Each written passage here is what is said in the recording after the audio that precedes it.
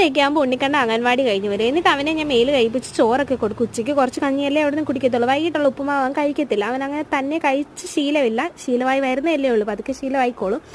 എന്നിട്ട് അവനെ റെഡിയാക്കി എല്ലാം നിർത്തി കഴിഞ്ഞിട്ട് ഞങ്ങൾ സ്ഥിരം കലാപരിപാടിക്ക് ഇറങ്ങി. മിറ്റമൊക്കെ തൂത്ത് പെരയ്ക്കൊക്കെ തൂത്ത് ചെടിക്കൊക്കെ വെള്ളം ഒഴിക്കാമെന്ന് കരുതി. പിന്നെ നമുക്ക് കുറച്ച് ചീര ഉണ്ടായിരുന്നു. വല്യമ്മയുടെ അങ്ങ് പോയപ്പോൾ ചീരവിത്ത് തന്നിട്ടുണ്ടായിരുന്നു. അത് പാകിയതാണ്, അത് കിളിച്ചിട്ടുണ്ട്.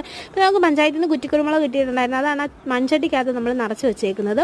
പിന്നെ നമ്മുടെ ചെടിക്കെല്ലാം കുറച്ച് വെള്ളമൊക്കെ ഒഴിച്ച് നല്ല വെയിലായിട്ട് ചെടിയെല്ലാം കുറച്ച് വാടിയിരിക്കുമായിരുന്നു. പിന്നെ കുറച്ച് ദിവസത്തേക്ക് നമുക്ക് തെക്കുവശത്തോട്ട് ഇറങ്ങാൻ പറ്റത്തില്ലായിരുന്നു. അപ്പോഴത്തേക്ക് അവിടെ എല്ലാം പോശയൊക്കെ ആയിട്ടുണ്ട്. പിന്നെ പൂത്ത് നിൽക്കുന്ന മഞ്ഞ റോസയില്ലേ, അത് പോയതായിരുന്നു കേട്ടോ, അത് ചീത്തയായി പോയതായിരുന്നു.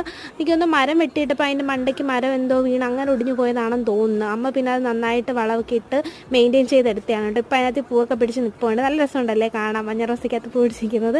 എല്ലാവർക്കും പിന്നെ ചെടിക്കകത്ത് പൂവൊക്കെ പിടിച്ച് നിൽക്കുന്നത് കാണാൻ നല്ല ഇഷ്ടമായിരിക്കുമല്ലോ അല്ലേ. പിന്നെ ഒരു ചുവപ്പ് റോസയും കൂടെ ഉണ്ട് കേട്ടോ. അതിലാണെങ്കിൽ അത്യാവശ്യം ഒത്തിരി റോസാപ്പൂ ഉണ്ട്. അപ്പോൾ ഇന്ന് ഇത്രയൊക്കെയുള്ളൂ. Tata bye, see you, thank you for watching.